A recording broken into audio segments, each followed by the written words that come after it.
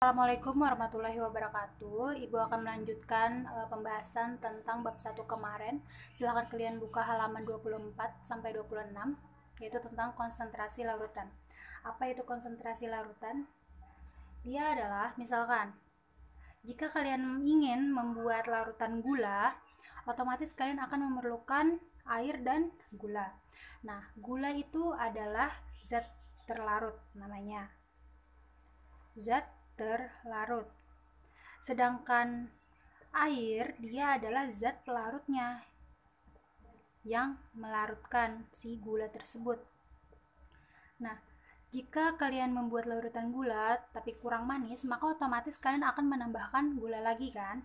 Nah, banyaknya larutan air dan gula tersebut itulah yang dinamakan dengan konsentrasi larutan. Nah, sampai sini paham dulu, antara zat terlarut sama pelarut itu beda ya. Biasanya zat terlarut itu jumlahnya lebih sedikit sih daripada zat pelarut. Pelarut itu yang melarutkan, kan air yang melarutkan gula gitu. Jadi rumus yang akan kita pakai dalam konsentrasi larutan adalah K sama dengan massa terlarut itu dibagi dengan volume si pelarut. Oke. Contoh soalnya itu ada di halaman 25, silahkan kalian buka. Halaman 25. Nah, di sini soalnya Edo melarutkan 20 gram gula ke dalam 2 liter air. Berapakah konsentrasi larutan gula tersebut dalam satuan G per L? Jadi, 20 gram gula. 20 gram gula itu kan terlarut. Berarti dia adalah masanya. Massa itu simbolnya M atau massa terlarut aja ibu tuliskan. Terlarut supaya kalian paham. Adalah 20 gram. Oke. Ke dalam 2 liter air. Berarti air kan zat pelarut. Berarti di sini adalah volume si pelarut tersebut. Volume pelarutnya adalah 2 liter. Sedangkan ditanyanya adalah konsentrasi K. Dan satuan konsentrasi yang dia mau adalah G per L. Jadi kalian harus mengubahnya dulu ke G per L. Ini sudah sesuai ya, di sini gram, sini L, berarti sudah sesuai, satuannya sudah sesuai. Kalau nya beda, nanti kita harus mengubah dulu. Nanti juga ada soal, contoh soal yang satuannya itu beda, kita harus mengubah dulu. Ini kita selesaikan dulu. K sama dengan, ini rumusnya yang ini ya, tulis aja nanti. Langsung aja, massa terlarutnya adalah 20 gram dibagi 2L, maka konsentrasinya adalah 10 G per L. Nah, ini jawabannya ya. Oke, misalkan ada contoh lain nih. Contoh lain. Ditanyanya tetap konsentrasi. Cuman massa terlarutnya dituliskan ya, massa terlarut dibagi volume pelarut. Massa terlarutnya adalah misal 10 gram. Volume pelarutnya adalah 500 ml. Tapi ditanyanya adalah gram per liter. Berarti kalian harus mengubah dulu dari mililiter ke liter. Oke, kalian harus hafal dulu tangga matematika ini. Sini ada KL, HL, DAL, L, DL, CL, ML. Mililiter ubah ke liter.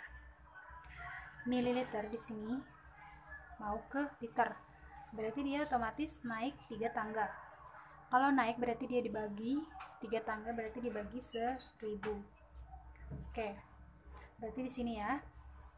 Ini sudah gram, tinggal tulis aja 10 tetap.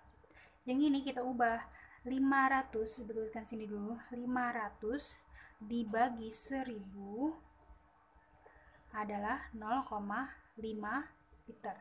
Nah, 0, ini kita andak di sini, 0, liter kita anak di sini. Jadi hasilnya adalah 50 dibagi 0,5, 20 gram per liter. Jadi jangan 10 dibagi 500 dulu, karena ini udah pasti salah.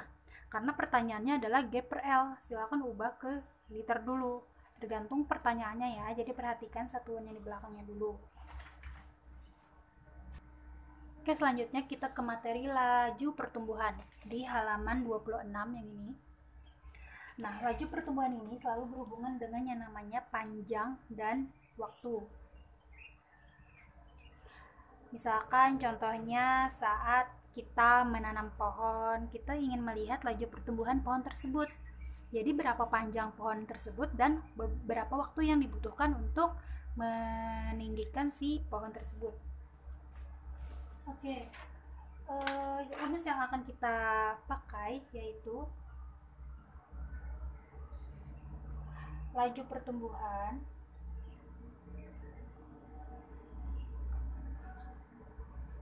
sama dengan panjang atau pertambahan tumbuhan, pertambahan tinggi sama aja, pertambahan tinggi dibagi selang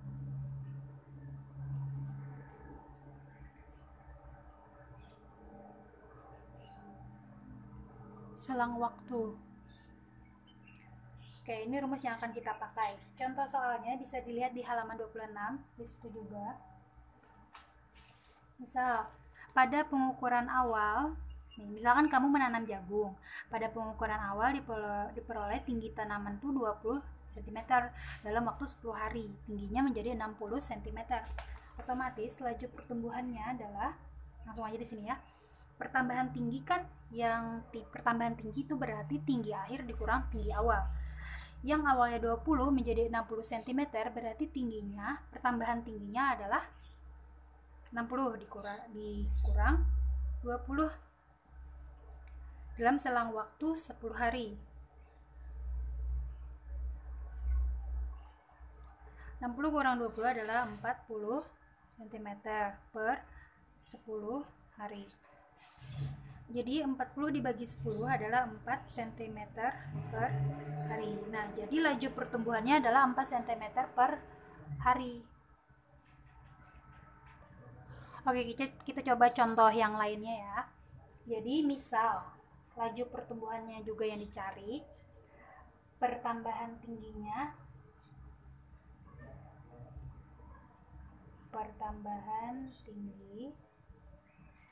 misalkan ibu mau menanam pohon mangga. Nah, pertambahan si pohon mangga tersebut dalam waktu 5 hari misalkan, yang awalnya 20 cm menjadi 1 meter. Ibu tuliskan dulu ya, tinggi akhir dikurang tinggi awal dalam waktu 5 hari aja ya misalkan. Nah, ini kita tidak boleh dulu mengurangkannya. Karena apa? Karena satuannya beda. Di sini meter, di sini sentimeter. Kalian harus mengubah dulu berdasarkan pertanyaannya. Misalkan pertanyaannya sentimeter per hari, maka kita harus mengubah yang ini ke sentimeter dulu. Jadi 1 meter itu berapa sentimeter? Jadi 1 meter itu adalah 100 cm. Kalian harus hafal juga ya tangga gini. Tadi kan udah yang gram, sedangkan yang cm pulang km, HM, dam, m, dm, cm, dan mm. Nah, meter ke sentimeter dia turun 2 tangga. Kalau turun berarti dikali, karena 2 tangga berarti dikali 100. Kalau 1 tangga berarti dikali 10 dan seterusnya. Kalau 3 tangga berarti dikali 1000. Kali 100. 1 dikali 100 kan 100 di sini. Dikurang 20 cm per 5 hari. 100 dikurang 20 sama dengan 80 per 5. 80 bagi 5 adalah 16 cm per hari. Nah, oke, sampai sini ada yang ditanyakan? Kalau ibu kecepatan bisa diulang lagi videonya. Kalau mau mencatat silahkan di skip dulu videonya. Nah, jadi untuk selanjutnya kalian ada PR. Jadi dikumpulkannya di pertemuan kita berikutnya itu di halaman 26 nomor 1 sampai 4. Soal ditulis dan kerjakan di buku tulis IPA. Dan kerjakan masing-masing, jangan bercontekan. Ini bukan tugas kelompok ya, tapi tugas individu. Oke, kalau bertanya silakan tanyakan ke ibu atau teman yang bisa. Oke, terima kasih.